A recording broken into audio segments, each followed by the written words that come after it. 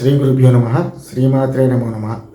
కస్తూరికా కోమల శ్యామలాంగీం కాదంబరీపాన మదాలాసాంగీం వామస్థలాంగిత రత్నవీణాం మాతంగి కన్యా మనసా స్మరామి.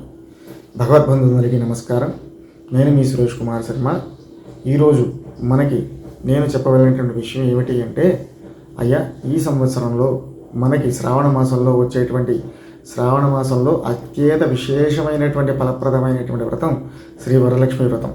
అయితే ఈ వ్రతానికి సంబంధించి చాలామందికి కొన్ని సందేహాలు ఉంటాయి, ధర్మ సందేహాలు అనేవి కొన్ని ఉంటాయి.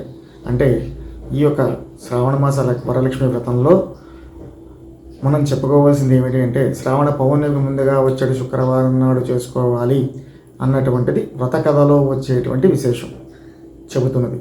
కానీ ఈ సంవత్సరం మనకి శ్రావణ మాసంలో ఆగస్టు 8వ తారీఖు శుక్రవారం నాడు ఈ యొక్క వరలక్ష్మి వ్రతాన్ని చేసుకోవాలి. దానికి ప్రామాణికమైనటువంటి నిర్ణయం ఏమిటయ్యా అంటే, పంచాంగకర్తలు, బహుముఖ ప్రజ్ఞాశాలు, వేదమూర్తులు చెప్పినటువంటి విషయం ఏమిటంటే, పౌర్ణమి నాడు శుక్రవారం నాడు ఈ రెండూ కలిసి వచ్చిన నాడు ఈ యొక్క వరలక్ష్మి వ్రతం చేసినట్లయితే చాలా విశేషమైనటువంటి ఫలితం కలుగుతుంది.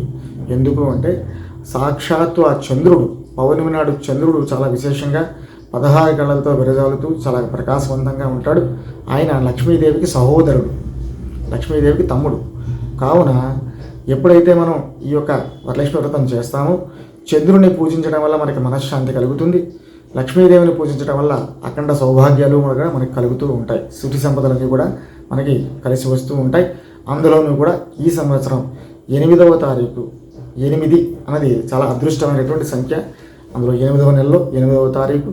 అలాగే ఈ సంవత్సరం మనకి శుక్రవారం నాడు ఈ యొక్క వరలక్ష్మి వ్రతం చేసుకోవడం అనేది చాలా విశేషం.